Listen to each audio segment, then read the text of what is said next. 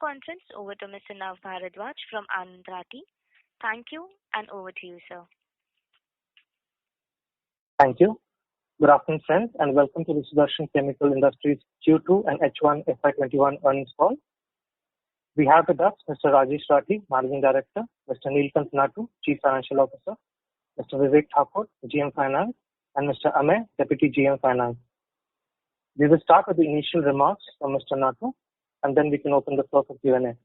Mr. Natu, over to you, please. Thank you, Mr. Bharadwaj. Am I audible? Yes, sir. Yes, sir, you're audible. Thank you. Good evening, ladies and gentlemen. Welcome to Sudarshan Chemical Industries Limited Q2 FY21 earning conference call. And thank you for your continued interest in our company. Our investor presentation has already been uploaded on the stock exchange and the company website for your ready reference. I hope you have been able to access it. We will start with an update of the business and the key developments for the quarter. We entered the quarter with our Roha plant being impacted for initial 2 weeks due to the presence of COVID-19 positive cases. This also had led to some manpower disruption. We ramped up our operations gradually to more normalized levels of production after the mandatory shutdown and sanitization treatment. Our Q2 performance is reflective of the same. The team has worked tirelessly and adapted remarkably to the new norms around social distancing, etc., and we remain upbeat that we should be able to maintain our production levels. We saw demand picking up significantly from August onward in the domestic market to pre-COVID levels after being subdued for initial few months.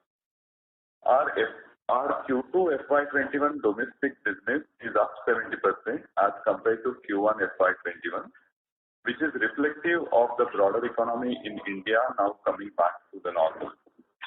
We are seeing good traction across the portfolio with coatings, plastics and inks particularly doing well. Exports continue to remain strong and accounted for approximately 56% of our business for the first half, against 48% for the same period last year. Moving to the split between specialty and non-specialty chemicals, we have seen good growth this quarter in the non-specialty segment as demand came back after being subdued early on. Specialty continues to remain strong, and this is reflective of our strong technical capabilities that we have invested in over the years. Looking at the consolidated financial performance for the quarter and the half year, the total income from operation for Q2 is at rupees 429 crores as compared to rupees 425 crores for the corresponding period for the previous year, up by 1% on year-on-year basis, growth in value and volume at the similar level. Please note that we were impacted in the early weeks of Q2 and we would have reported better growth if it were not the disruption due to the temporary plant closure. For the half year, our sales are down at rupees 781 crores against rupees 836 crores given the severe impact of COVID-19 in Q1, which we had estimated to be rupees 45 crores of lost revenues. Adding this, our H1 performance would be in line with last year. Our gross margin has inched up this quarter to 44.2% against 43.1% last year. This improvement in gross margin is because of our continuous improvement in the product mix. Raw materials have remained relatively stable during the quarter. EBITDA for the quarter was at rupees 68 crores and a margin of 15.8%. Both these have improved on quarter-on-quarter as well as year-on-year basis on improved operational efficiency. The COVID-19 pandemic resulted in certain cost-cutting measures and other optimizational efforts. There is now a greater focus on the conversion cost and our overall SG&A efforts. We expect these measures to continue as we revert to more normal levels of business as the country embarks on Unlock 4 and more. Depreciation for the for this quarter was at rupees 21.9 crore, was higher by rupees 4.8 crore as compared to Q2 FY20, given the capex over the last 12 months. For the half year, depreciation was at rupees 43 crore versus rupees 34 crore last year. Our outflow towards capex project for the first 6 months was at rupees 106 crore against rupees 95 crore last year. We had around rupees 585 crore of capex planned for FY20 and FY21. Out of this, we had already completed rupees 225 crores during FY20. As per the current execution plan, we estimate to complete project worth rupees 225 crores by end of this fiscal. Projects worth rupees 110 crores will spill over to FY22 H1. We continue to believe that long-term demand for our products remains unaffected and will be continuing with our capex and the new product plans as stated. However, nearer term, we face challenges on getting the technicians to fly from abroad to help with installation and testing. As compared to the situation 3 months ago, we are progressing better on the capex project. We would also like to share an update on the yellow pigment. Based on the feedback, certain modifications were required. From March to September 20, due to COVID-19, all the modifications were put on hold and only manufacturing activities were allowed. October 20 onwards, we have restarted working on this with full vigor and expect to relaunch by mid-December. Finally, profit after tax for the quarter was at rupees 30 crores and for the half year, rupees 48.5 crores. During the current quarter, the company has reassessed the underlying assumptions based on the current business scenario and expansion plan and has decided to opt for new tax regime. Moving to the balance sheet, we remain very strong and liquid. This quarter, we took additional steps to improve our cash balances with strong focus on collection and inventory management. I would now like to give you an update on how we are seeing the business evolve the next few quarters. Traditionally, Q3 remains softer. However, given the recent uncertainties in Q1 and Q2, we expect some level of pent-up demand from domestic side to flow through into the quarters. In addition, we continue to actively monitor the extent of the wave 2 of the pandemic as some of the European cities are now headed back into the lockdown. We are also monitoring this development to assess, is this the real demand as against the order to fill up the supply chain? At the moment, the demand from both domestic and export looks healthy, and we are seeing good level of inquiries from both the segments. Raw material prices remain stable, and we are well stocked, so we will continue to remain alert. Our manufacturing level at the plant is back to normal. Supply side issues and logistics have recovered well, and our overall business is on much stronger position than 6 months ago. Our balance sheet remains strong. The business is well funded. We look forward to continuing to grow and deliver value to all our stakeholders. With this, we now open the floor for questions. Thank you. Thank you very much. We will now begin the question and answer session. Anyone who wishes to ask a question, you may press star and 1 on the touchtone telephone. If you wish to withdraw yourself from the question queue, you may press star and 2. Participants are requested to use handsets while asking a question. Ladies and gentlemen, we will wait for a moment while the question queue assembles.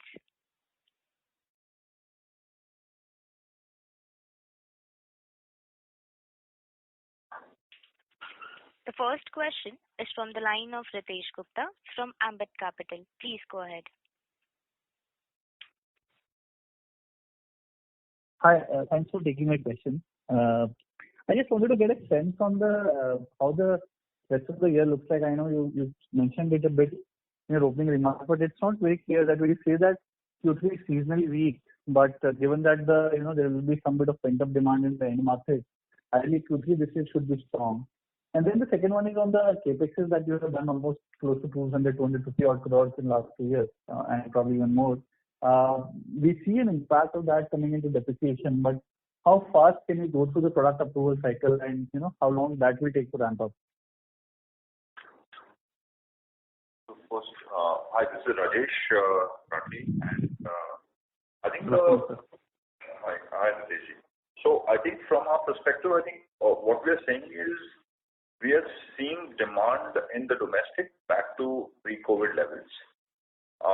We are just kind of a little, we want to make sure that we just want to tender caution that it's not just filling up the supply chain, but it's really consumer demand which is increasing, right?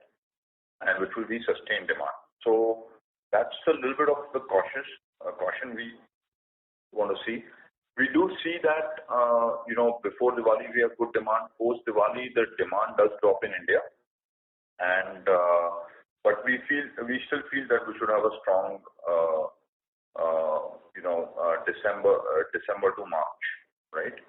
So that's on the demand side. Exports is again fairly upbeat right now, and we hope this trend kind of continues, right? While we are saying cautious, we're already seeing large waves of COVID coming into several countries, etc. And we're not sure how the economies would react to that, etc. On the capex front, I think Mr. Nathu explained on the whole front that we've completed our capex. There is some spillover of capex into the next year because of the COVID situation. We do feel that there are certain capexes which are where we are now, other than the yellow 138, all our rest of our capexes we have been able to kind of leverage well. So there are two capexes which we see from the Jan quarter, we should be able to do slightly better on them.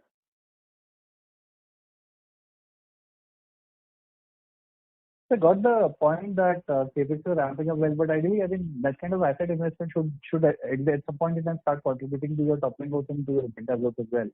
So unless the base business is doing very badly, I mean, ideally this should have resulted and it should result at least in the coming quarters.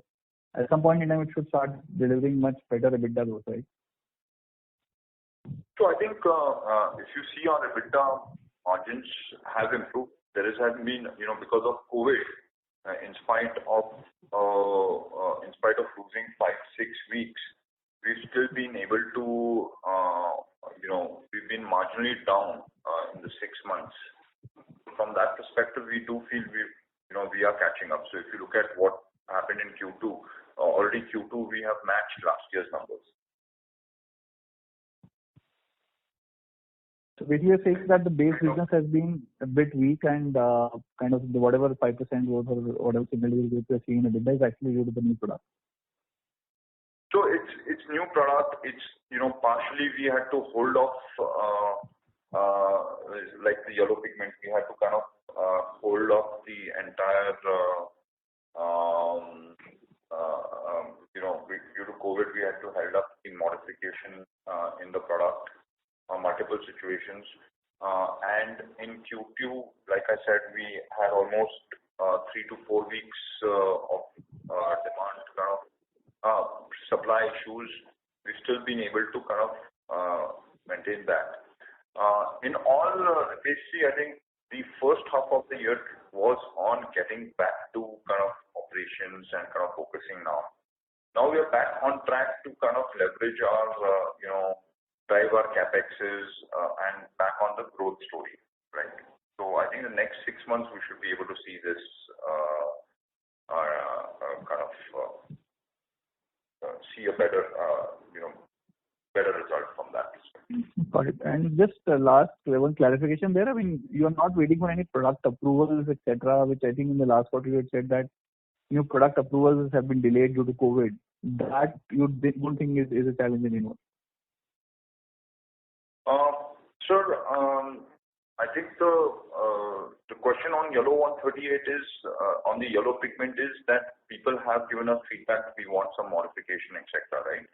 So we are modifying the products which we will complete. That's what I mentioned and Mr. Nathuji in his talk mentioned by December, and we expect to complete that because we've just started that again. We had completely put a hold on that. So with that, we should be able to, we should be in a better place to drive that. Got it, sir. Thanks so much. I'll wait for the third question. Thank you. Thank you. The next question is from the line of Amar Maurya from AlfAccurate Advisors. Please go ahead. So thanks a lot for the opportunity. Now, sir, about little bit more clarity on the capex.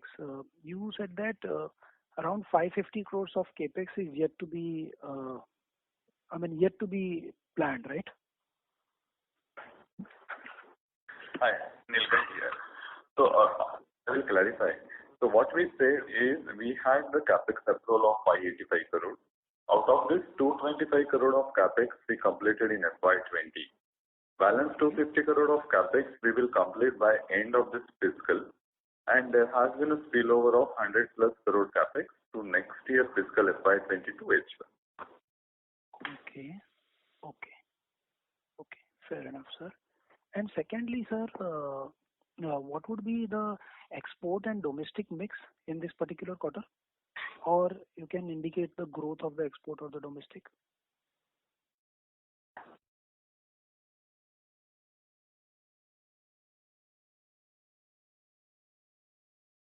Hello?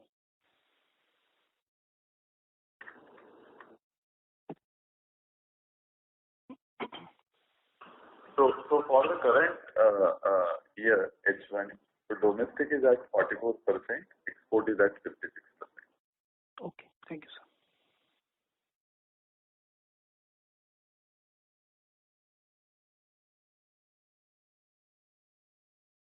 Thanks a lot, sir. Thank you. Thank you. Ladies and gentlemen, in order to ensure that the management is able to answer everyone's question, request you to please limit your questions two per participant. Should you have follow-up question, we should request you to rejoin the queue.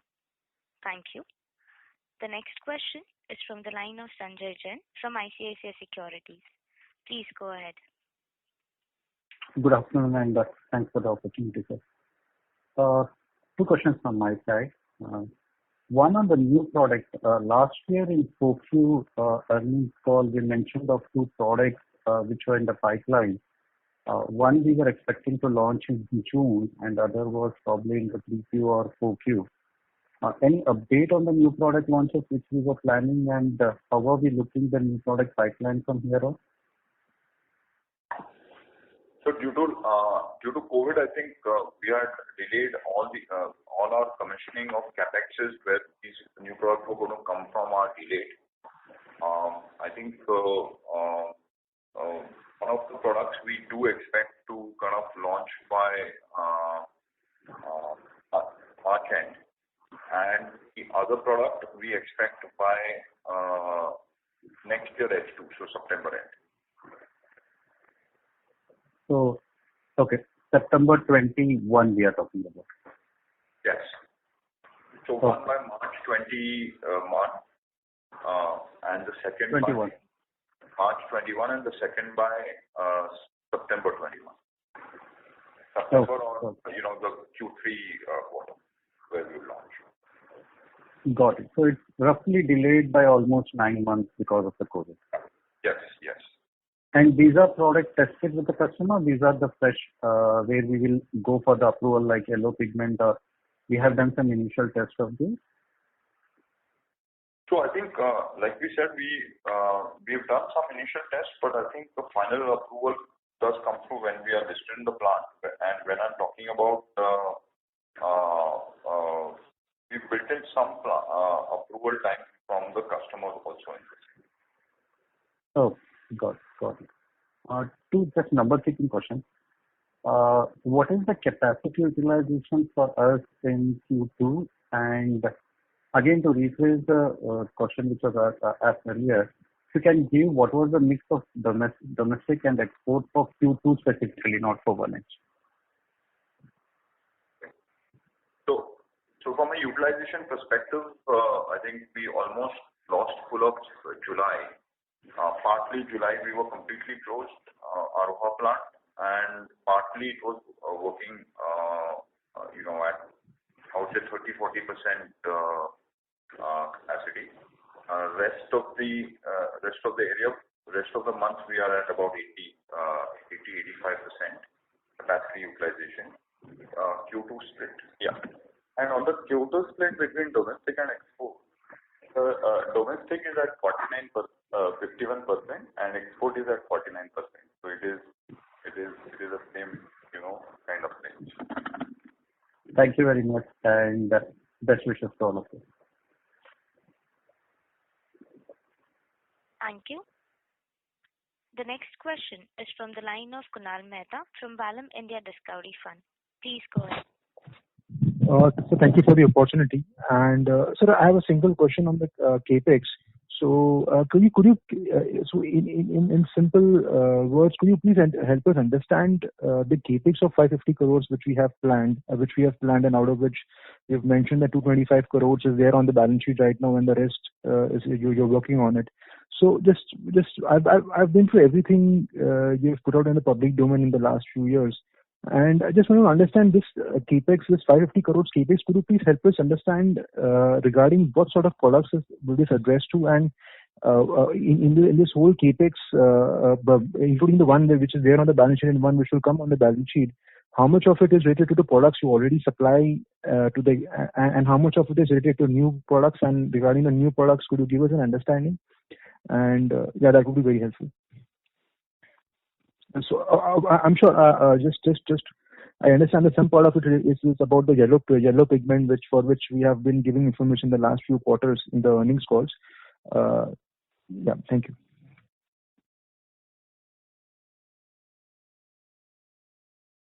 Hello, am I audible? Just a second, please. Yeah.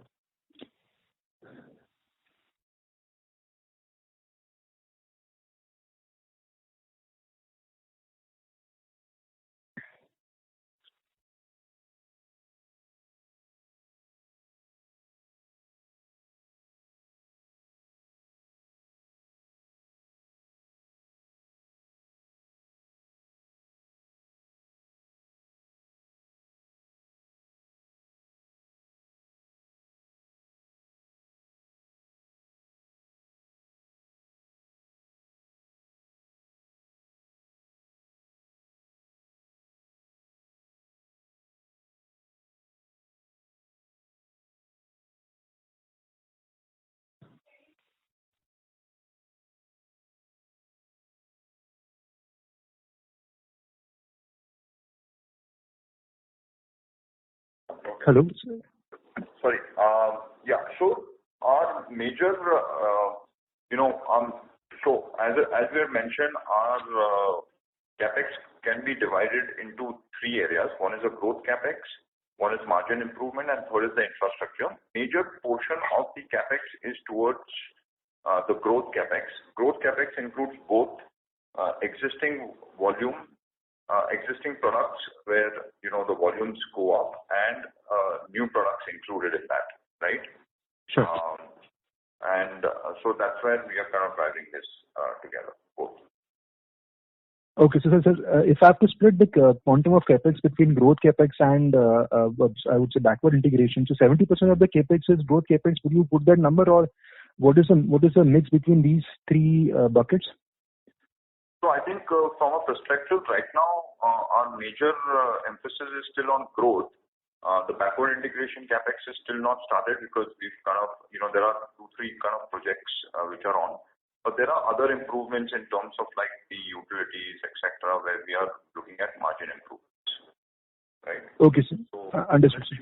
On growth. Okay, and out of the 225 crores capex which we have capitalized and where we have commercialized, the majority of this is related with yellow pigment product. Is that the correct assessment, or It's related to the whole basket, one of which is a new product, the new product yellow pigment. So whole basket and one portion of it is only the yellow pigment. Okay, and the FY20, the capex in FY21, which is under 225 crores, that is also primarily majorly related to capacity addition and new product addition. That is right. And the last leg of capex which you would do, that will be primarily for your margin improvement and backward integration. Is that the right way to look at it, sir? So that's a little bit of margin improvement. Really, it's not so much of backward integration yet. There are one or two small ones, but the major phase of backward integration would come after this, right? In FY22. Yeah. Okay, and regarding the new products, barring the yellow pigment which you have announced in your public publicly, all the other products would you announce on the later date when those plants are set up, or could you mention it right now? So there are several high performance pigments which we are planning on, and I think we would as we launch the products, we will talk a little more about it. Yeah. Understood, sir. Understood. That is very helpful, sir. And all the best for the coming quarters. Thank you. Thank you, sir. Thank you. Thank you. The next question is from the line of Abhijit Akella from IIFL. Please go ahead. Yeah. Good evening. So thank you so much for taking my questions. I just had first one clarification regarding the September commentary we have given in the presentation. We've said that in September we reached one of our highest ever production volumes, and then the month-wise revenue chart that we have given on slide 9 also shows that September revenues are much higher than those in the previous months. So if you could just help us understand what the reason for this was. Was this because of some pent-up demand following the closure of the plant in June and July, and did this come largely from the domestic market, or was it also increased strength in the export side of the business? Thanks. No, I think the point of the graph is to demonstrate that, like I mentioned, H1 was all on the supply side issues, right? Demand was never a concern. What that graph demonstrates, and I think that's the way we should look at it, is that how we are coming back in a full force on the supply side, right? So that's what it's demonstrating, that August was a month where we crossed our August is the month which we crossed last year's sales, and then September we did far better. And that's the trend we expect now to go on, right? So that's the area. So it's more of demonstrating how the supply side is gearing up now, how the manufacturing is gearing up. So can we expect the September run rate to continue, sir, going forward now into 3Q? So like October onwards, will the monthly revenue run rate be at the same level? I think, like I mentioned there, we do expect a good run. Having said that, like I mentioned, there were 2-3 concerns which we had. Is domestic, obviously there is a slowdown after Diwali. However, we feel that there will be, given that it's just not filling up the supply chain, and there's real good demand which is coming up, right? People start painting their houses, construction is picking up, etc. That we expect good movement there. And the second caveat where we felt is that in several countries the second wave of COVID was coming up. We are not sure how this affects the economies of those countries and exports. So, right, from that perspective, those are the only areas. Otherwise, we do expect a good run. Understood. That's helpful, sir. And my last question is just on the capex for the previous year, the 225 crores that Mr. Nathu mentioned was executed last year. Have we seen any revenue contribution coming in from that capex already so far this year? And was some element of that, part of the September numbers that we have shown? Thank you. Yes, so obviously part of, other than the new product, the others were all growth-driven volume increases, and those have started coming. So any sense of how much of the 225 crores is already utilized and how much is left to be utilized? I mean, just a rough ballpark number in percentage terms. Is it more than half, less than half? I don't have those numbers top of my head right now. Yeah, okay. Thank you so much. Thank you, sir. Thank you. The next question is from the line of Deeman Shah from One Up Financial. Please go ahead. Yeah, thank you for the opportunity. So can you just, give us some sense on the earlier asked questions on the capex? You said, this is predominantly growth. So if you can help us explain that, would the efficacy of the new capex be equivalent or more to the already done balance sheet efficiency that you seem to be showing? So A, could you please answer that? Number two, possibly if you can also help us understand in terms of demand, given the situation that we are in and possibly small advantage that we have as an alternate to China, is there, some advantage that we will, possibly get in terms of being a more kind of dependable supplier in all the three categories, either organic or inorganic or the pigments, the effect pigments. So if you can help us understand that. And lastly, on the balance sheet, you seem to be spending something on the something called intangible asset. If you can just explain what that line item is. Thank you. Okay. So I think, sir, on the perspective of our stand and our growth, I mean, let me talk about that first. There are great tailwinds in the way. The two major players are about to sell their business, and China's certain uncertainties. There's definitely an opportunity for an Indian player. Whether we can take up a leadership position and how does it kind of grow, right? And that's been our story to kind of sell ourselves as a reliable alternative, reliable leader in the industry, right? Okay. So that's been our liability, right? True. But is there any specific segment where we are seeing this more attenuated in the sense that is this more? It's very difficult to kind of pan out. No, it will take some time to see how it really works out in the sense really our customers, from a perspective of China perspective, really willing to look at alternatives given that the China government has come up with a 13% export rebate, whereas India has withdrawn even the 2% rebate which we used to get, right?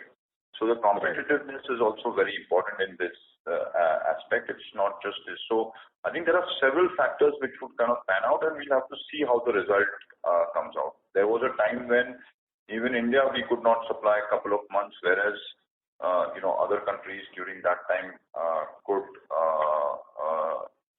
kind of supply that. So I think it's the entire story how we come out now and how we come across. But that's how there is we still feel there's a great opportunity and it will play out.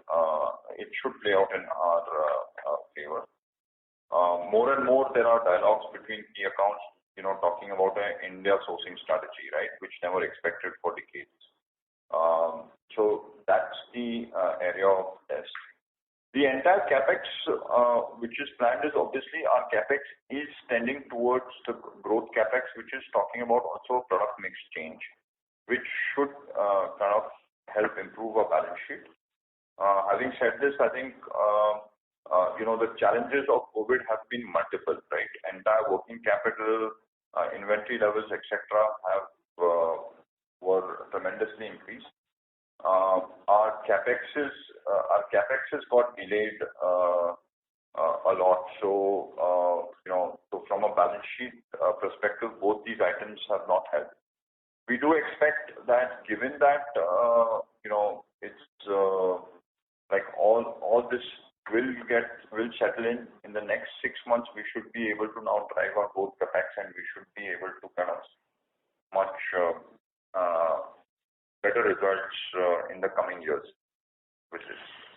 In other words, this capex that when it finally comes into place will give you more superior turnover and related margins than the existing capex that is there. Is that a fair assessment?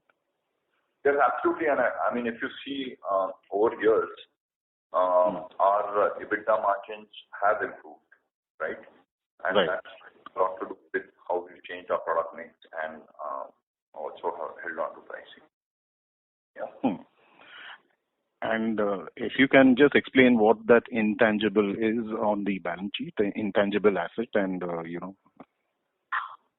Hi, sir. So this is regarding the intangible asset capitalization. So we implemented SAP S/4HANA project, and this capitalization is towards that project. Sorry, could you repeat that? We implemented SAP S/4HANA project in the first quarter, and this capitalization is towards this project implementation. Okay. Great. Thank you for answering. Thank you. The next question is from the line of Madhav Mehta from Fidelity Investments. Please go ahead. Yeah, hi sir, good evening. Thanks so much for your time. My question was just on the export opportunity. How is India faring in terms of competitiveness, or how is Sudarshan faring more specifically in terms of competition versus players in China? You mentioned a 13% export rebate as well today. From when is this applicable, and is that like likely to impact us going ahead in terms of volumes? I think, sir, this has been applicable, if I remember, it's from April itself. I don't remember the exact date, but it's been some time. Which is in the lower end of the products, this does affect us, but in the more premium products, high performance pigment products, this doesn't affect us as much. Understood.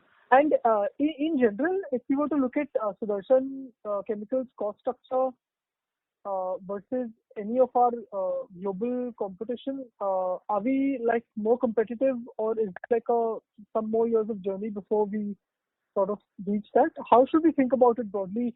Because the thought process is like if we have to keep gaining market share and become a global top 3 player eventually.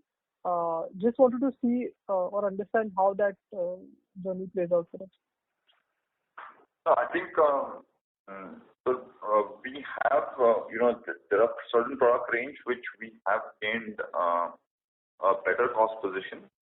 However, obviously to offset a 13% export benefit is, it's again not a level playing field. And in certain areas, we do get a little bit concerned there. However, our whole on certain molecules, when we talk about cost leadership and we complete some of our backward integration projects, those will be quite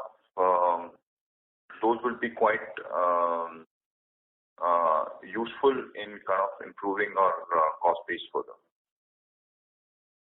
Okay. And last question from my side is, we hear, at least in some other chemical value chains, the government wants to increasingly sort of, make India sort of self-reliant, at least for the more basic chemical molecules as well. In pigments, will that sort of lead us to increase our investments in backward integration in the next 3 to 5 years, or are we sort of reasonably already backward integrated and dependence is lower when it comes to China? So I think we still have 30 to 35% which we import from China, raw materials, and I think we will, and that's where when I was talking about a little bit on what we would do on our backward integration, it would kind of help us improve, improve our position from that perspective. Got it. Okay. Thank you so much. Thank you, sir. Thank you. The next question is from the line of Viral Shah from Enam Holdings. Please go ahead. Yes, thank you for the opportunity, sir. I had a couple of questions. Firstly, if you could share your mix between specialty and non-specialty portfolio and how have they grown or degrown during the quarter and half year?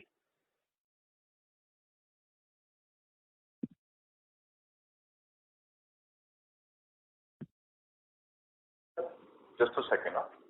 Sure.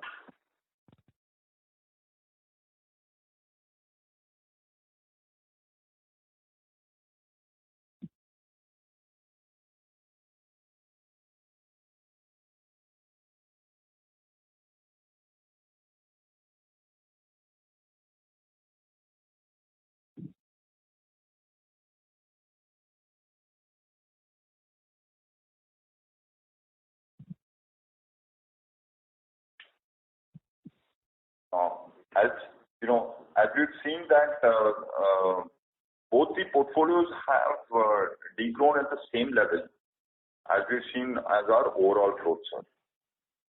Okay. And so what would be the mix of specialty in our portfolio? So I think that split we are not giving right now. Okay. But yeah. Okay. So my second question is again on China, sir. What we've been given to understand that the environmental authorities there have shown some sort of laxity in implementing the strict environmental norms which they had initiated some months back. So could you just throw some light on what is happening there and what is the kind of impact that is having on our end products as well as on the raw material side? So right now we've not seen any kind of lax. The only thing which we find more is a little bit more on, like I mentioned, on the 13% export benefit. You know, that's what is kind of coming across more strongly. However, from a perspective, right now we've not found anything which has changed from an environment perspective. Okay. Just last question, sir. What would be our net debt level as on the quarter end? 1 minute, now we will. What is the debt level?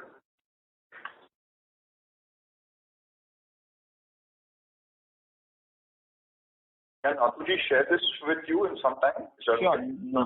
Sure. Thank you so much. Those are my questions. Thank you. The next question is from the line of Nav Bharadwaj from Anand Rathi. Please go ahead. Thank you for taking my question. So a bit on the export side, is it fair to assume that the product mix that is being exported will have a better margin percentage as compared to what we do in the domestic market? I think it really depends on this who are the sector of the industry sector which you sell in, right? So if you're selling into pastings, whether you sell it in India or abroad, it'll be pretty similar. If you're selling into coatings, there are marginal differences, but I think the industry sector matters more. Okay. And that varies from quarter to quarter. Is that fair to assume? Not quarter to quarter. It doesn't change from quarter to quarter, but it changes from industry to industry base. And from a quarter to quarter, I think it doesn't change that much from quarter to quarter. No worries. Also, the second question, sir, would be, is it fair to assume that as a trend, our contribution to revenue from exports is going to rise in the coming years, or is it going to remain the same at the halfway mark? No, absolutely. The potential in the export markets is more, and it would increase in the future. Yes. All right. Thank you. That's it from my side. All the best. Thank you. The next question is from the line of Rajesh Kothari from AlfAccurate Advisor. Please go ahead. Good afternoon, sir. Thanks for providing an opportunity. I have two questions. First, if you can tell us out of the total capex, how much is basically for backward integration, and by when that part of capex is going to get over, and what benefit you will see once that backward integration project gets over? So right now, as I explained, our current capex is more for the growth revenue capexes. There is a minor portion towards margin improvement. Some of the major technologies which we were to execute for that is slightly delayed. And as I mentioned, we would start the execution of those technologies in the next financial year, and we'll get the benefits from year 22. Yeah. So my question is, how much is the capex? What you are planning for that? By when? That when is it? 22 means March 22. That capex will be finalized by the board in the month of March 21, sir. But that will be in your already approved project of 550 crores over that number. That includes the backward integration as well, am I right? So the board has already approved that. No. For the I'll repeat myself. The major part of this current project is towards growth capex. It's not towards backward integration and margin, major portion. There are few margin improvement project capexes. However, the major portion would come in the the next financial year. We'll start. So that will be the new capex altogether over and above 550 crore. That's what you are trying to say? Yes. Oh, I see. And that project, basically, you are saying by March 21, you will finalize whatever that amount will be. Yeah. Yes. So in your annual report, it has been mentioned that company is looking for the drastic cost reduction. So what is that is all about? Is it the same what you are talking, and that will be done by March 21? So why it is part of annual report? Because there is also manufacturing cost reduction, which we've been doing. That's how our EBITDA has been improved. So what is that? Manufacturing cost reduction initiatives. Okay, manufacturing cost reduction. Cost reduction. And raw material purchase cost reduction. Okay, so what kind of total cost reduction program it is? Sorry? What kind of a total cost reduction program that is? I can't give those details, competitive information, but there are several initiatives around manufacturing and purchase cost reduction. Understood. Sir, my second question is with reference to the export competitiveness. Can you share some insights into, in terms of your, improvement in market share, key customers, getting the orders, getting the new wins, some insights into that how that is progressing and what efforts you are taking to make sure that, you will be able to cater to the bigger clients in a bigger way? So we have broken into several in the last 2 years into major clients, and now it's about building up portfolio with that client. So we may be selling 1 or 2 products to them. Now we'll be selling more products to clients there. Okay, sir. Thank you very much. Thank you. Thank you. The next question is from the line of Anshul Sehgal from Kotak PMS. Please go ahead. Thanks for taking my question. What are the kind of asset turns that are likely from the new capex? Is it in line with the existing asset turns, or is it likely to be higher? That's my first question, please.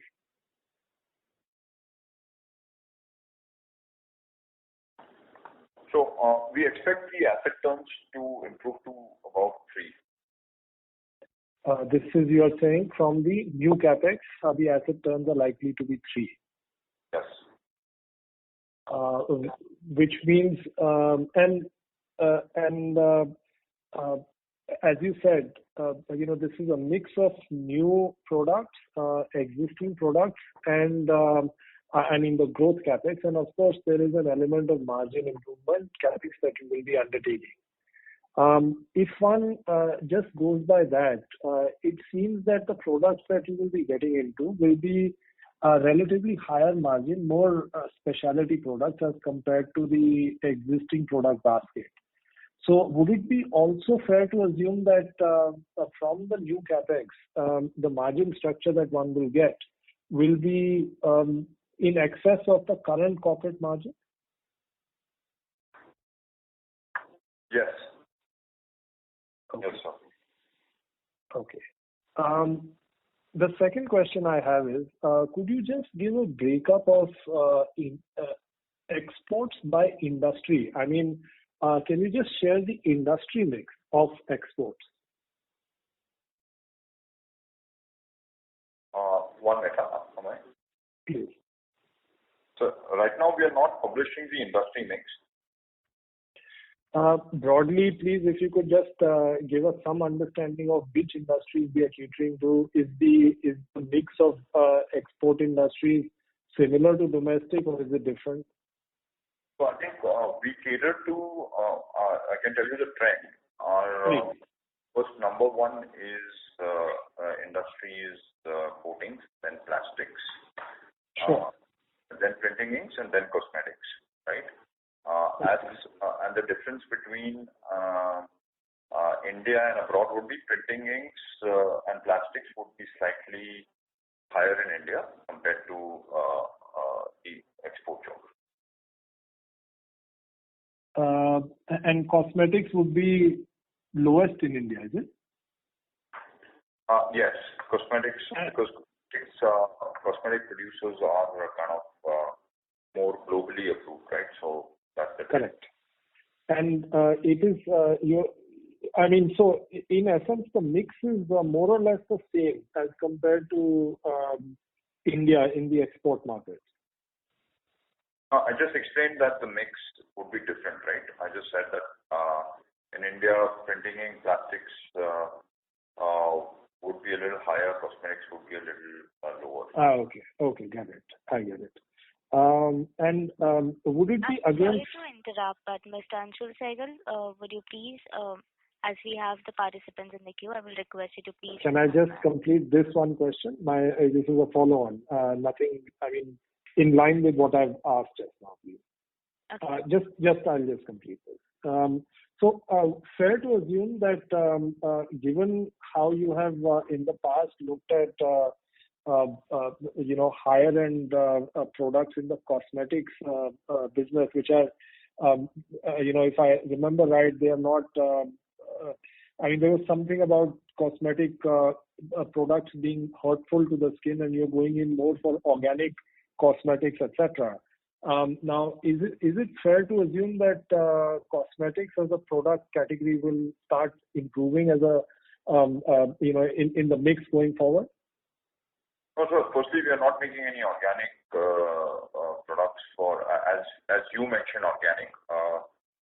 We do have organic chemistries, but most of our products for cosmetics effect pigments, our mix changes with our product mix where we go towards higher end applications globally, right? Not just cosmetics, but other applications on the industrial side. Got it. Thank you so much. This is helpful. Thank you. Thank you. Ladies and gentlemen, this would be the last question for today. The next question is from the line of Dhruv M from HDFC Asset Management Company. Please go ahead.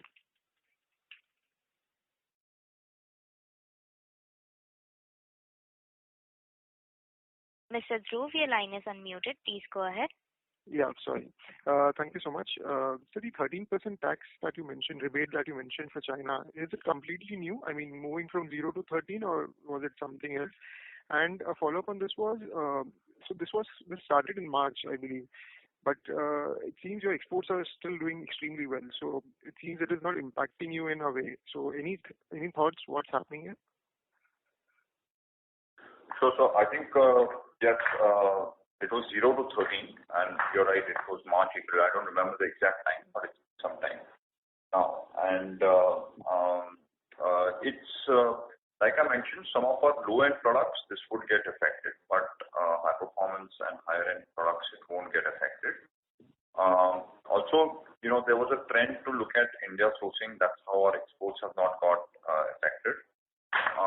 I'm just hoping that the competitiveness in terms of given this 13% in our other low-end products, this does not tilt in the China's favor because the 2% export benefit which we did enjoy, that's also gone. So now the difference between India and China has become 13%, right?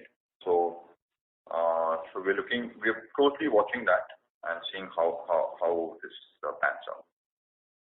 Sure.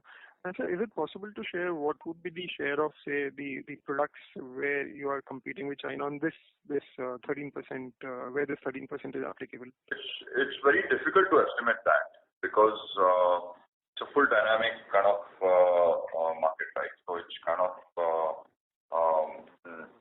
from a perspective, it's actually all the product range has 13% benefit now. So it really depends on how it pans out, how customers are looking at this, how much is the difference, etc., and especially in Europe, right? Yeah. No, you mentioned that for the HPP segment, for the high performance, there you see no competition even after the 13%. So I was just wondering what would be the share. I don't see any competition in the sense China is not very active there, okay. right? Plus there are, it's more of the BSF and Clarion. That's the reason I mentioned that. So. Got it. Of course, but they do have a portfolio of that, and if they do become active, we have to wait and watch this. Got it. I have more questions, but probably some other time. Thank you so much, sir. Sure. Thank you so much. Thank you.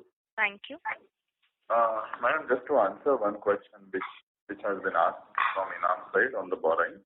Sure. The current bank is at around 500 crore level. Thank you. Thank you. Ladies and gentlemen, due to time constraints, that was the last question for today. I now hand the conference over to the management for closing comments. Thank you all for your time and interest in Sudarshan Chemicals. We remain confident on the long-term prospect of our business and look forward to engaging with you again. Thank you. Thank you. On behalf of Anand Rathi Share and Stock Brokers, that concludes this conference. Thank you for joining us, and you may now disconnect your lines.